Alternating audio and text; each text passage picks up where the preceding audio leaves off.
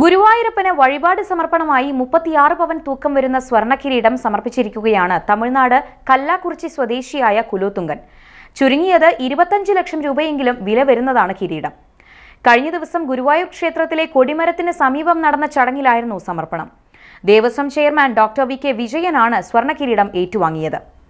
കുടുംബസമേതമായിരുന്നു കുലോത്തുംഗൻ ഭഗവാന് കിരീടം സമർപ്പിക്കുന്നതിനായി എത്തിയത്. കുലോത്തുംഗന്റെ ഭാര്യ രേണുകാദേവി, മക്കൾ എന്നിവർക്ക് ദർശനം കഴിഞ്ഞതിനു ശേഷം കളഭം, കദളിപ്പഴം, പഞ്ചസാര, ചാർത്തിയ തിരുമുടിമാല, പട്ട് എന്നിവ അടങ്ങിയ ശ്രീ ഗുരുവായൂരപ്പന്റെ പ്രസാദ കിറ്റ് നൽകി.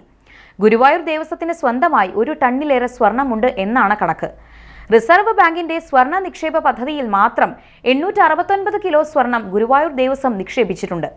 വിവിധ ദേശസാൽകൃത ബാങ്കുകളിലായി 2053 കോടി രൂപയുടെ സ്ഥിര നിക്ഷേപവും 271 ഏക്കർ ഭൂമിയും ഗുരുവായൂർ ദേവസ്വത്തിനുണ്ട്. അതേസമയം സ്വർണ്ണമടക്കമുള്ള ഈ സ്വത്തുക്കളുടെ മൂല്യനിർണ്ണയം ഇതുവരെ ഗുരുവായൂർ ദേവസ്വം നടത്തിയിട്ടില്ല എന്നാണ് വിവരം.